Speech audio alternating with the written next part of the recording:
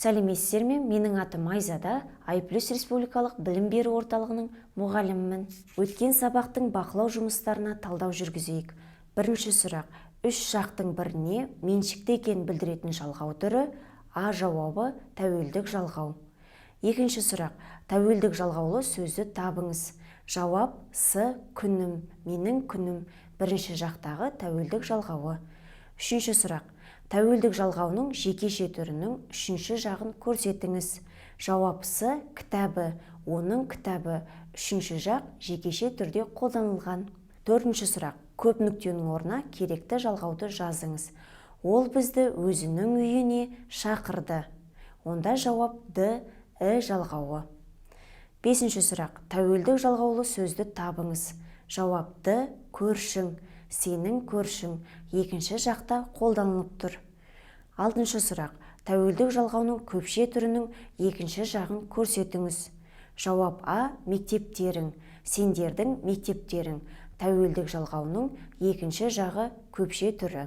Жетінші сұрақ: көп нүктенің орнына керекті жалғауды жазыңыз. Біздің астанамыз Қазақстанның орталығында орналасқан. Онда жетінші сұрақтың жауабы С. Мыз жалғауы. Сегізінші сұрақ: көп нүктенің орнына керекті жалғауды жазыңыз. Менің туған жерім Қазақстан Республикасы. Онда тиісті жалғау Д жауабы М. Тоғызыншы сұрақ: тәуелдік жалғауын табыңыз. Жауап: Б. И, Ым, ыңыз. Оныншы сұрақ: ілік септіңде тұрған сөзді табыңыз. С жауабы мектептің, ненің мектептің. Бүгін біз септіктің қалған түрлерімен таныс боламыз. Демек, барыс, табыс, жатыс, шығыс және көмектес септіктерімен. Сонымен, барыс септігінің сұрақтары кімге, неге, қайда. Ал оның жалғаулары қа, ке, ға, ге. Мысалы, азаматқа, елге, мемлекетке, отанға. Ал егер зат есім тәуелденіп барып, барыс септігінде тұрса, жалғаулары на, не, а, е боп өзгертіледі екен. Мысалы, анама, еліне, ініме, досына. Жіктеу есімдіктерінен кейін барыс септігін жалғаса, онда мен, сен және ол, маған, саған, оған болып өзгертіледі екен. Барыс септігінде тұрған сөз кімге, неге сұрақтарына жауап бергенде толықтауыш қызметін атқарады екен, ал қайда сұрағына жауап бергенде пысықтауыш қызметін атқаруы мүмкін. Мысалы, мына сөйлемді қарап көрейік. Сәкен досына көмектесті. Сәкен кімге көмектесті? Досына. Бұл жерде бұл толықтауыш қызметін атқарып тұр. Және тағы бір сөйлем көрейік. Жұмысқа бара жатырмын. Қайда бара жатырмын? Жұмысқа. Бұл сөйлемде жұмысқа пысықтауыш қызметін атқарып тұр. Ал енді тапсырма орындап көрейік. Алдарыңызға бірнеше сөйлем берілген. Көп нүктенің орнына барыс септігіндегі сөздерді қойып шығыңыздар. Ал енді талдап көрейік. Бірінші сөйлем: сен дәптерге жазасың. Барыс септігінің жалғауы бар сөз дәптерге. Екінші сөйлем: сіз ертең Астанаға барасыз.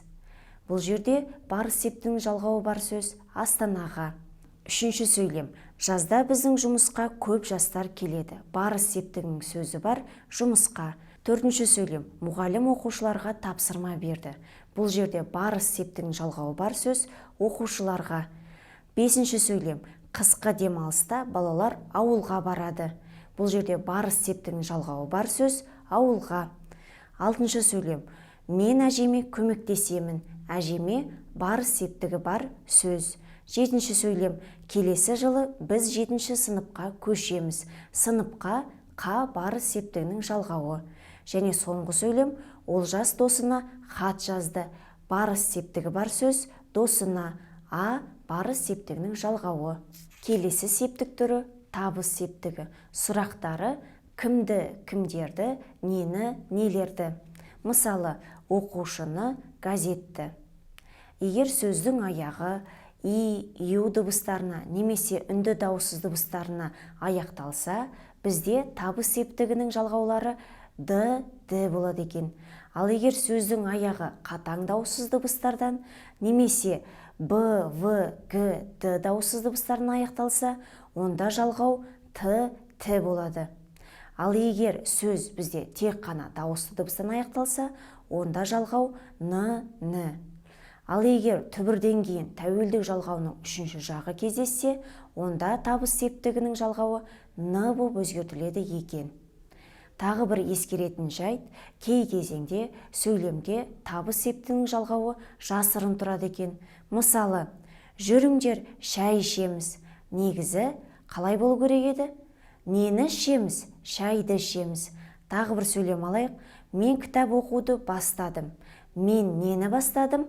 Кітапты оқуды бастадым.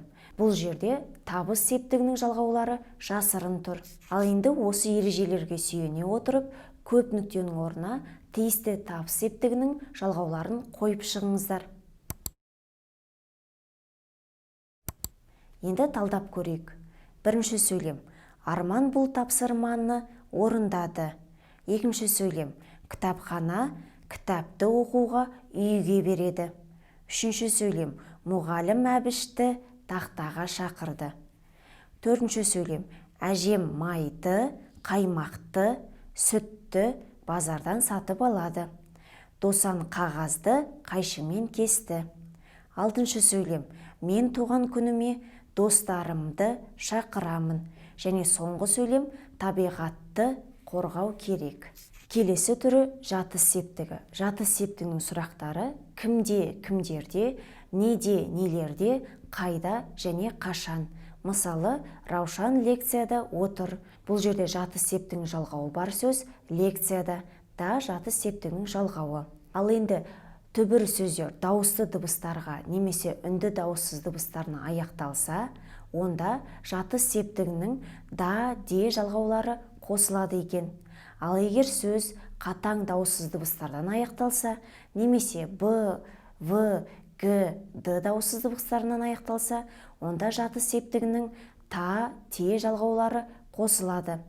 Және егер түбірден кейін тәуелдік жалғауының үшінші жағы тұратын болса, онда жатыс септігінің жалғауы ында, інде болып өзгертіледі. Сонымен қатар жатыс септігінің сұрақтары заттың орнын білдіреді екен. Мысалы, Әйгерім Астанада тұрады. Бұл жерде Әйгерімнің қайда тұратыны белгілі. Немесе киімдер шкафта ілулі тұр. Қайда ілулі? Шкафта. Барлығы заттың орнын көрсетіп тұр. Сонымен қатар жатыс септігі қимылдың уақытын, заттың жағдайын түсіндіреді. Мысалы, жазда ауылға барамыз, Асқар түнде ұшады. Бұл бізде қимылдың уақытын білдіріп тұр. Сонымен қатар жатыс септігі жалғанған сөз адамның жасын да білдіруі мүмкін. Мысалы, Болат 20-да, Әсел 18-де. Ал енді тапсырма орындап көрейік. Алдарыңызға бірнеше сөйлем берілген. Бұл жерде жақша ішінде тұрған орыс тіліндегі сөздерді қазақшаға аударып, жатыс септігін жалғап көріңіздер. Ал енді талдап көрейік. Бірінші сөйлем. Біздің көшеде кітап дүкені бар. Жатыс септігі бар сөз көшеде, де жатыс септігінің жалғауы. Екінші сөйлем. Дүкенде 3 бөлім бар. Жатыс септігінің жалғауы бар сөз дүкенде. Үшінші сөйлемді көрейік. Бірінші бөлімде көркем әдебиет кітаптары сатылады. Бұл жерде жатыс септігінің жалғауы бар сөз бөлімде. Төртінші сөйлемді көрейік. Үшінші бөлім екінші қабатта орналасқан. Қабатта та жатыс септігінің жалғауы. Бесінші сөйлем. Саша екеуміз кеше түскі сағат 2-де кітап дүкеніне бардық. 2-де де жатыс септігінің жалғауы. Келесі шығыс септігі. Сұрақтары кімнен, неден, қайдан. Шығыс септігі заттың неден жасалғандығын және қимылдың қайдан шыққандығын білдіреді екен. Мысалы, студент институттан келе жатыр. Қайдан келе жатыр? Институттан. Тағы бір сөйлем көрейік. Ол кірпіштен үй салып жатыр. Неден? Кірпіштен. Заттың неден жасалғандығын көрсетіп тұр. Ал енді сөздің аяғында дауыссыз дыбыстар кездессе, немесе үнді дауыссыздары болса Л, Р, У, И, немесе ұяң дауыссыз дыбыстар ж, з болса, онда шығыс септігінің тан, тен жалғаулары қосылады екен сөзге. Ал егер сөз қатаң дауыссыз дыбыстарға аяқталса, немесе б, в, г, д дауыссыз дыбыстарына аяқталса, онда шығыс септігінің жалғаулары тан, тен болады. Ал егер сөздің аяғы м, н, ң дауыссыз дыбыстарына аяқталса, нан, нен шығыс септігінің жалғаулары қосылады. Ал енді тапсырма орындап көрейік. Алдарыңызға бірнеше сұрақтар берілген, керекті сөздерді пайдаланып, сұрақтарға дұрыс жауап беріп көріңіздер. Енді талдап көрейік. Бірінші сұрақ: балалар қайдан шықты? Жауап: балалар сыныптан шықты. Шығыс септігінің жалғауы бар сөз сыныптан.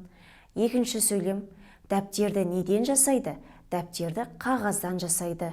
Шығыс септігінің жалғауы бар сөз қағаздан. Үшінші сұрақ: күз қай айдан басталады? Жауап: күз қыркүйектен басталады. Қыркүйектен, тен шығыс септігінің жалғауы. Төртінші сұрақ: Әлияның ағасы қайдан келді? Жауап: Әлияның ағасы Жезқазғаннан келді. Нан шығыс септігінің жалғауы. Бесінші сұрақ: қуырдақты неден пісіреді? Жауап: қуырдақты еттен пісіреді. Алтыншы сұрақ: бұл фильм кинотеатрда қашаннан бері көрсетіліп жатыр? Жауап: бұл фильм кинотеатрда кешеден бері көрсетіліп жатыр. Шығыс септігінің жалғауы бар сөз көшеден, ден шығыс септігінің жалғауы. Және соңғы сұрақ: Айдос кітапты кімнен алды? Жауап: Айдос кітапты Есеннен алды. Нен шығыс септігінің жалғауы. Және септіктің соңғы түрі көмектес септігімен таныс болайық. Көмектес септігінің сұрақтары кіммен, немен, немесе қалай. Көмектес септігіне мысал келтіріп көрейік. Мысалы, мен пойызбен келдім. Бұл жерде көмектес септігінің жалғауы бар сөз пойызбен. Шырын концертке Шынармен кетті. Кіммен? Шынармен. Көмектес септігінің жалғауы бар сөз қолданылған. Көмектес септігінің жалғауларын сөзге дұрыс қосу үшін мына бір ақпараттарға назар аударайық. Егер сөз ж, з дауыссыз дыбыстарынан аяқталатын болса, онда бен жалғауы қолданылады. Ал егер сөз қатаң дауыссыз дыбыстардан аяқталса, немесе б, в, г, д дауыссыз дыбыстарынан аяқталса, онда пен көмектес септігі жалғанады. Келесі: егер бізде сөз дауысты дыбыстардан немесе үнді дауыссыз дыбыстардан аяқталса, онда көмектес септігінің мен жалғауы қолданылады. Сонымен қатар көмектес септігі дыбыс, буын үндестіктеріне мүлдем бағынбай жалғанады екен. Соңғы септікке байланысты тапсырма орындап көрейік. Алдарыңызға бірнеше сөйлем берілген, жақшаның ішіндегі орыс тіліндегі сөздерге тиісті жалғау қойып, аударып көріңіздер. Ал енді талдап көрейік. Бірінші сөйлем: тамақ ішер алдыңда қолыңды сабынмен жу. Көмектес септігі бар сөз сабынмен, мен көмектес септігінің жалғауы. Екінші сөйлем: қағазға қаламмен, тақтаға бормен жазады. Көмектес септігінің жалғауы бар сөздер қаламмен, бормен. Үшінші сөйлем: біз Алматыға ұшақпен бардық. Немен бардық? Ұшақпен. Бұл бізде көмектес септігінің жалғауы бар сөз. Төртінші сөйлем: вокзалға дейін троллейбуспен жетуге болады. Немен жетуге болады? Троллейбуспен. Бұл көмектес септігінің жалғауы бар сөз. Бесінші сөйлем: ол Ғазизбен бірге сабақ оқып отыр. Ол кіммен сабақ оқып отыр? Ғазизбен. Бұл жерде көмектес септігінің жалғауы бен. Және соңғы сөйлемді көрейік. Әсия кілемді шаң сорғышпен тазалады. Бұл жерде көмектес септігінің жалғауы пен. Ал көмектес септігі жалғанған сөз шаң сорғышпен. Сонымен жалпы қазақ тілінде 7 септіктің түрі бар екен. Біз соның барлығымен танысып өттік. Бүгінгі сабақ сіздерге түсінікті болды деген ойдамын. Келесі кездескенше сау болыңыздар.